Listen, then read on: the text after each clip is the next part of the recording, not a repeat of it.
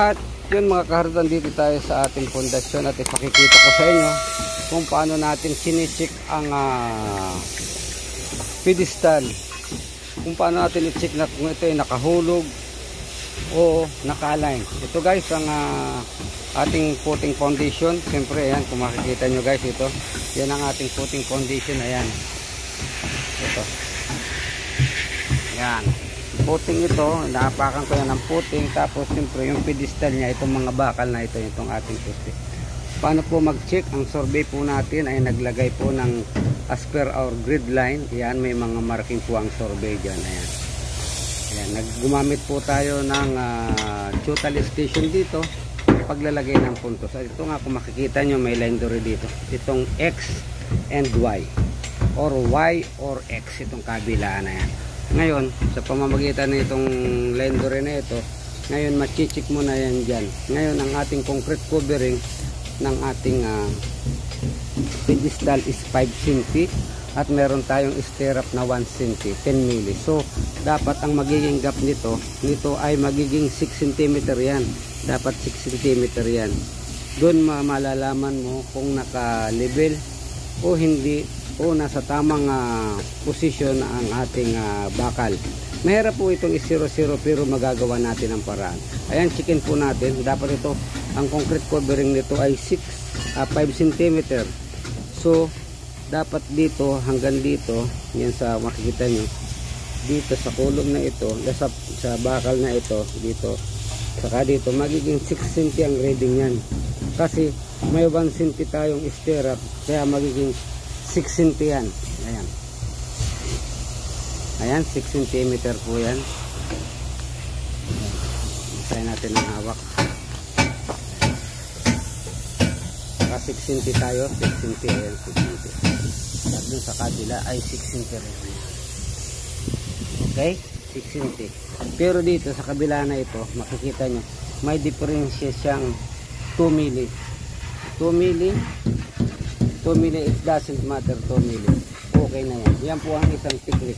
Ang ating pong spacing ng bakal ay 10 cm, 10 cm yan, 10 cm, 10 cm. Yan ang spacing ng ating vertical bars. Ayan. Tapos, yung stirrup natin dun sa ilalim, may stirrup tayo dyan. 10, then 15. Yan, 15. First, 1 at 10 cm spacing mula dun sa ilalim. Yan, 10 cm yan. Tapos 15 cm, 15 cm, 15 cm hanggang dito sa taas. Ayan.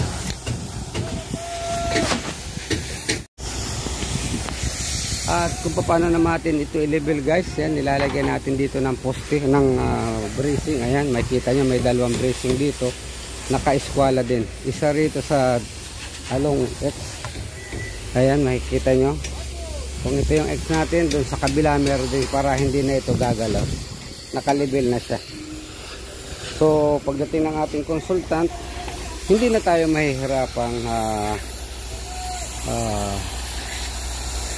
magpa-check sa kanya dahil nakatama na lahat ang ating bakal.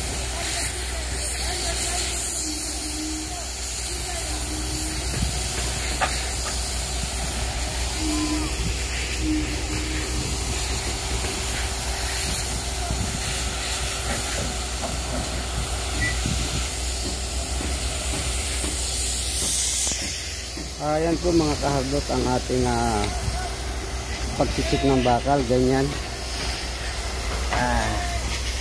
Para bago natin tawagan ang ating consultant, dapat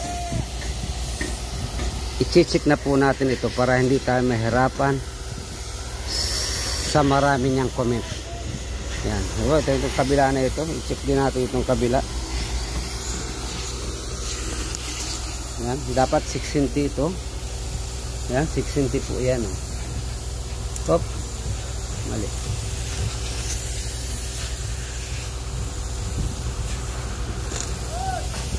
Yan, okay, 6 cm. Yung kabila 6 cm rin, very good. Itong kabilang ito 6.3, 6.3, very good. Then yung verticality niya, lalagyan niya ang vertical. Yan. At mga kahardot, ang bakal po ay nakadetalye at nakalagay sa ating design drawing at yan po ating sinusunod.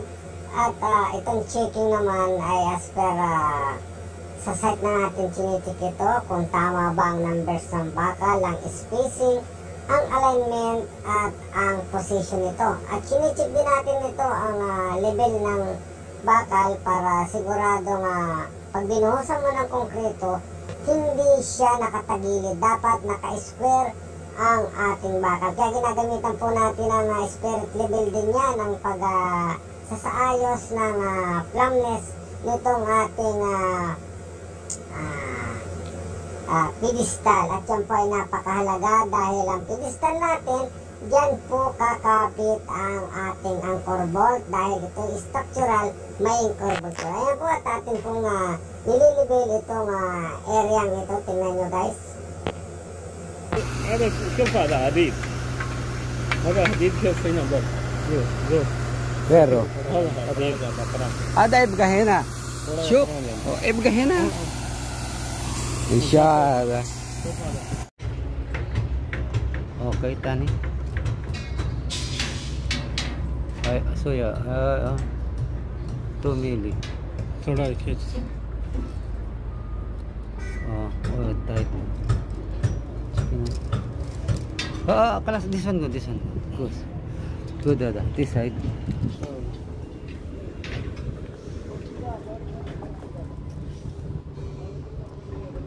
Okay. Another side. Okay, then tight hada tahad, tight. Okay Okay. तो काम के लगा Tangka. Badin, civil, saya puspos na, badin miya. At yun nga mga kardot, yan pong line rin na nakalagay dyan, yan po yung face ng ating kulom, yan po ang stable point ng ating mga surveyor dahil yan po ang pag-check. Chinicheck po natin ang face ng layout ng concrete covering dahil yan po ang mas madaling pagkuha niyan. Dahil kung sa sentro mo ilalagay ang line rin, mahihirapan po tayo dahil may mga vertical bars. So, ang maganda pong paraan ay naka-eskwala po tayo sa face ng out-to-out size ng concrete. Ayan po, at siyempre nung pagkakacheck na yan at na okay naman ay kailangan double tight ang pagtatali para hindi naman niyang gumalaw pagka binuhusan ng konkreto yan guys. At sa susunod guys, ang ipakikita ko sa inyo ay kung paano ang patama ng pagbubuhos ng konkreto. At kasi kung sa gilid ka mag-uumpisa, hindi maganda. Dapat sa gitna papunta sa gilid para hindi magalaw ang ating pedestal. At yan po ang ating pag-check ng ating bakal, ang numbers, spacing, ang alignment at ang distansya. Yan po ang binabase sa ating drawing. And guys, tuloy po tayo sa panonood. At yun nga guys, i-double tight ang pagtatay ng ating mga bakal at i-double check ang ito lang plumpness ng ating pedestal para hindi tayo magkaroon ng problema kung maglalagay na tayo ng yan po. Pagka napormahan yan, siyempre ilalagay natin ang anchor bolt. Kukumplituhin po yung bakal yan. Ngayon yan, kaya kung makita nyo, dalawang stirrup lang yan para lang tumayong nakadiretso itong ating pedestal, hindi nakahilik.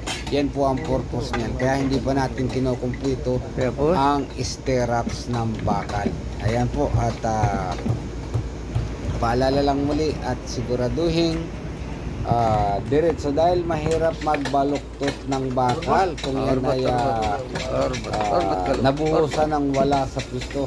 Napakahirap baluktotin ng bakal ay 20 mm diameter ang vertical bars at ang horizontal bars niyan sa puting ay 20 mm din guys. Ayan po, at sa pamagitan po nitong aking video. Kung kayo mayroong katanungan, mag-comment lang po at atin pong ipapaliwanag sa inyo, bagamat hindi ko po makuhanan ng video o may pagkukulang sa aking explanation dito. Check sa tanong nyo, sigurado maaayos at makukumpleto natin ang tamang paliwanag. Magas. Yan, ayan po at Meter. tuloy lang tayo sa pag-check hanggang sa dumating ang ating consultant. Pala 6.2. Okay guys, gano'n lang po Another kasimple ang pag-check ng ating reinforced steel bar at maraming salamat po sa inyong panonood sa aking video ito. Dito na lamang at ito po si Kahardot nagsasabing bye-bye.